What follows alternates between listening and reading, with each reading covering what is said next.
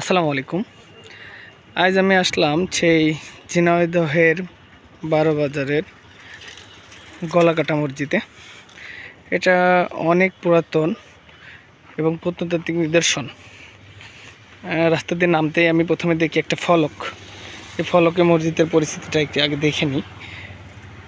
এখানে একটা খুব সুন্দর সাইনবোর্ড দেওয়া আছে, মসজিদের লোকেশান, স্থান সব কিছু এখানে উল্লেখ করা আছে আর কি।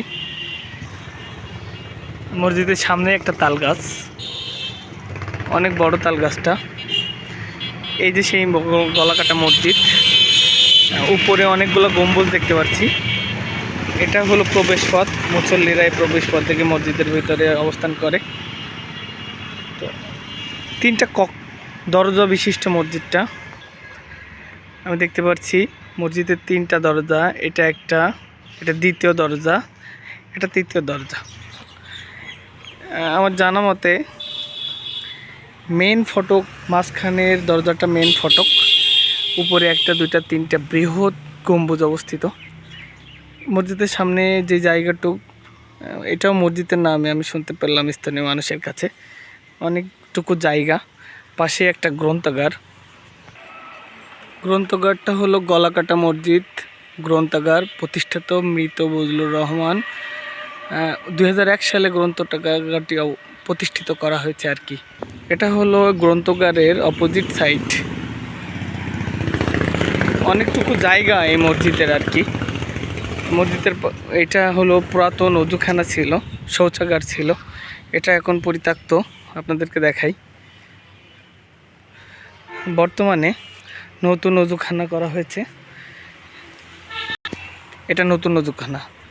এবং গলাকাটা মসজিদের পাশে এই পুকুরটা, গলাকাটা মসজিদের পুকুরটা অনেক বড়, বলার না, মনে হয় ন্যূনতম 60 থেকে 70 বিঘার উপরে অবস্থিত হয় এই পুকুরটা। এই যে মসজিদ, এটা হলো মসজিদের উত্তর সাইডে বেশ কিছু জানালা, বেশ কিছু বলতে 2টা জানালা আমি দেখতে পাচ্ছি।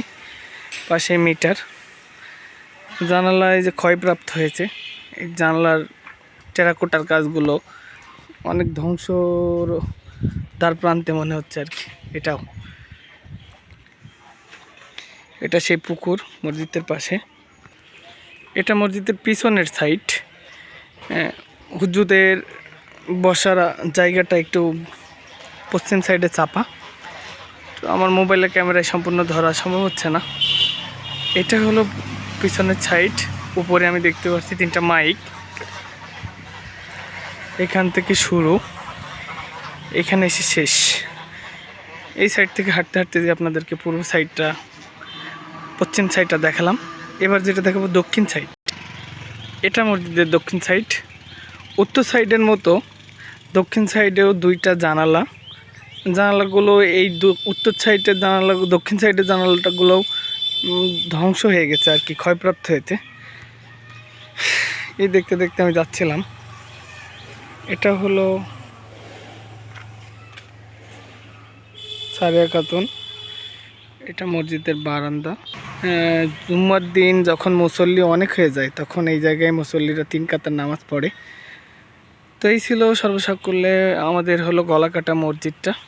তো আমি আপনাদের সামনে তুলে ধরলাম আর কি। মসজিদ প্রাঙ্গণে অনেকগুলো গাছ লাগানো, রোডের সাথে। এটা হলো মসজিদের দান বাক্স। এক নজরে আমি চেষ্টা করলাম আপনাদের সামনে আমাদের ঝিনাইদহের ঐতিহ্যটা তুলে ধরা। মসজিদটা হলো ঝিনাইদহের 12 বাজারে অবস্থিত।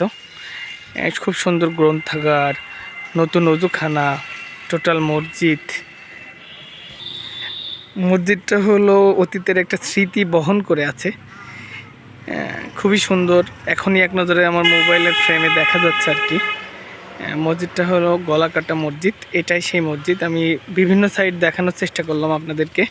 মসজিদের সাথেই, মসজিদের উত্তর পাশে খুবই সুন্দর দৃষ্টিনন্দন একটা ছিঁড়ি বাঁধানো পুকুর, ন্যূনতম 60-65 বিঘার উপরে হবে। আর এটা হলো মসজিদের গ্রন্থাগার, রোডের সাইডে অবস্থিত। তো এই হলো কোন মসজিদটার অবস্থান এবং অবস্থিতি। যাক, আপনাদেরকে দেখালাম। অন্য কোনো ভিডিও, অন্য কোনো মসজিদ দর্শনীয় জায়গায় আপনাদেরকে আমি আমাকে দেখানোর চেষ্টা করব। তো আজ এই পর্যন্তই। আসসালামু আলাইকুম ওয়া রাহমাতুল্লাহি ওয়া বারাকাতুহু।